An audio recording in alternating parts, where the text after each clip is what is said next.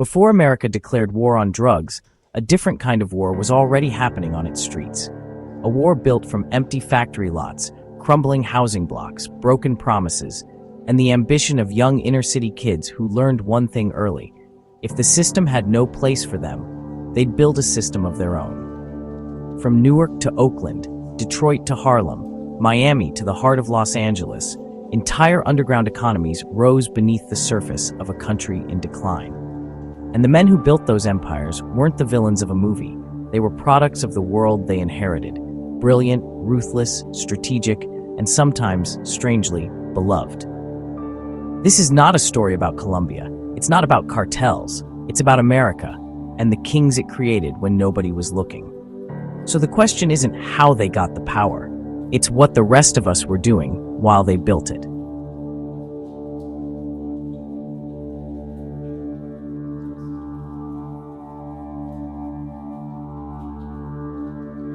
In 1970s Newark, a city scarred by riots, white flight, and shuttered factories, one man stood at the center of a quiet empire.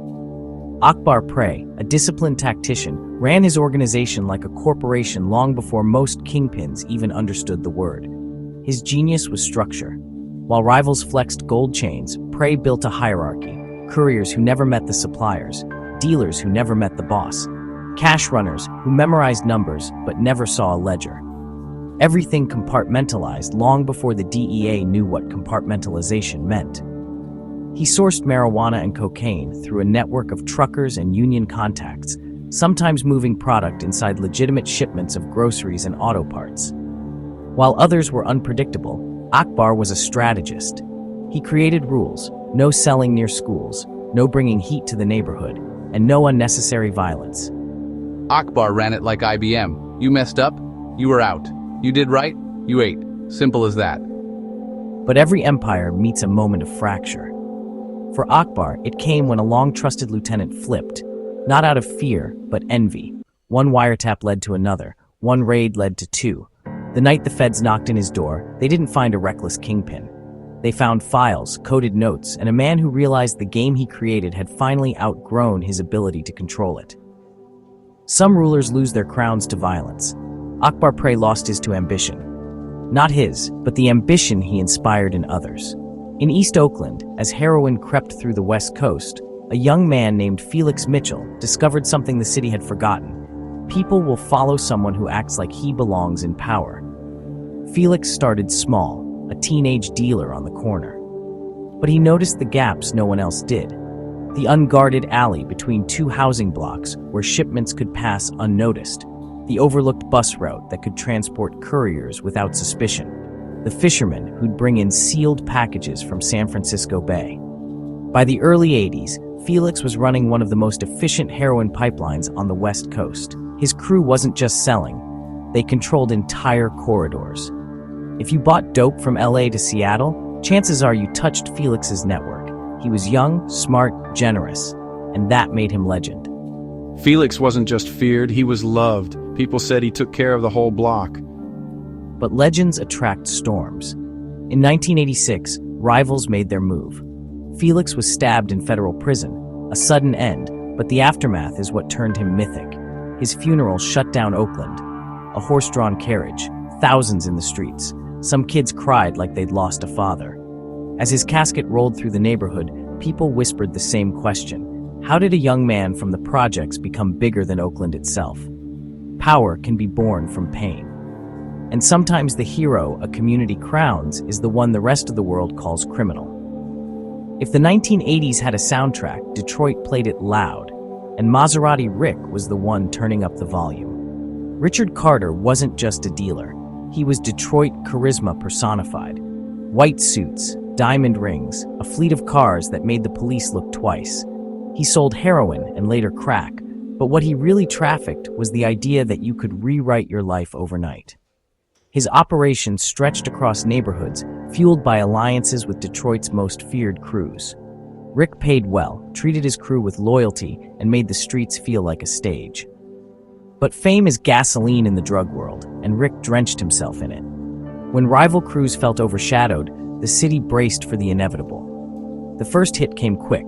Rick was ambushed, shot multiple times, and hospitalized. And while recovering, the unthinkable. Hitmen walked into the hospital, past nurses and guards, and shot him dead in his bed. A murder executed like a scene from a movie, except in Detroit, it was real. You can't shine too bright in the D, somebody'll kill your light just to feel the heat. Maserati Rick proved something the streets already suspected. When your life becomes the show, the ending writes itself. While Detroit mourned Maserati Rick, another empire was rising. Colder, sharper, and more industrial. The Chambers brothers, 4 siblings from Mississippi, created something America had never seen. A full-scale, round-the-clock crack manufacturing and distribution system. They bought abandoned houses in Detroit's hollowed-out neighborhoods, converted living rooms into cook stations, ran 3 shifts, morning, evening, graveyard, just like an assembly line. Runners moved product every hour. Spotters on rooftops used walkie-talkies. Cash counters in the back rooms carried pistols and wore headphones, blaring "Lean on Me" as they worked. At their peak, the Chambers were moving thousands of rocks a day, making up to $50,000 daily. They weren't improvising. They were executing. You didn't clock in, you didn't eat, it was a job, a messed up job, but a job. The DEA finally infiltrated the network with a wired informant. One night in 1988, federal agents kicked in the doors of a crack house just as the graveyard shift began. Workers dropped glass plates, cocaine dust floated through the air, and the empire collapsed in minutes. The Chambers brothers didn't rule with fear or flash. They ruled with efficiency, the kind that changed the face of addiction forever. In 1980s Harlem, a place where style was currency, Rich Porter was wealth personified. Young, magnetic, sharply dressed, he controlled lucrative cocaine routes uptown. Rich understood image better than anyone. He'd drive through Harlem in luxury cars before he was even old enough to drink. But behind the glamour was a meticulous businessman, one who moved product through secret basements, taxi companies, and couriers, trained to slip through checkpoints with ease. He had money, he had power, he had loyalty, until loyalty met greed. In 1990, Rich's 12-year-old brother William was kidnapped. A ransom was demanded. Rich paid what he could, but the kidnappers wanted more, and they wanted Rich broken. Days later, William's body was found in the woods, execution style, hands bound, a message carved into tragedy. The streets froze. The kingpin who had everything suddenly had nothing. When they killed his little brother, Harlem changed. The game wasn't glamorous anymore. A week later, Rich Porter himself was found murdered in the Bronx, shot multiple times, betrayed by someone he trusted. Rich wasn't just Harlem's golden boy. He was the moment the city realized the drug game didn't care how bright you shined. Miami had its celebrities, the cocaine cowboys, the speedboats, the Flash. But beneath the neon was Big Ike, the quiet king whose shadow stretched across the city. Isaac Big Ike Hicks didn't care about fame. His genius was invisibility. He used freight companies, fishing outfits, and offshore shell corporations to move cocaine with surgical precision. He built relationships with pilots who could land in the Everglades under moonlight. He paid port workers not with cash, but with favors that ensured silence. Unlike Miami's loud traffickers, Ike rarely carried guns. He carried notebooks, filled with coded transactions, inventory lists, and shipping schedules. Ike moved weight like it was oxygen, everywhere, but never seen. What cracked the empire wasn't fear, it was an accountant. The IRS flagged irregularities. Investigators followed the money trail, knocking down shell company after shell company until they reached Ike's inner circle. In the final raid, agents found cash vacuum-sealed in walls, boats ready for departure, and documents burning in garbage cans. Ike didn't run. He simply surrendered, as if he'd known this day would come. Some kings fall to bullets. Big Ike fell to numbers, the one enemy he couldn't outmaneuver. On the West Coast, the ground shook for a different reason: the rise of Freeway Rick Ross. A man who turned South Central Los Angeles into the hub of one of the biggest crack markets in American history. Rick wasn't born into power. He built it piece by piece. A high school dropout who couldn't read until his early 20s, he used instinct and charisma to forge alliances across LA. His network was massive, supplying neighborhoods, cities, even states. He bought property, opened businesses, and reinvested every dollar. At his peak, he was making millions per week. But the real twist? His main supplier was tied to the Nicaraguan Contra rebels, an operation linked to U.S. intelligence, funding foreign conflict while fueling American streets. We thought Rick was big. We didn't know he was connected to something bigger than all of LA. When federal agents finally trapped him in a sting operation, Rick realized he wasn't just fighting the DEA. He was fighting the weight of U.S. foreign policy, a machine too large for any one man, kingpin or not.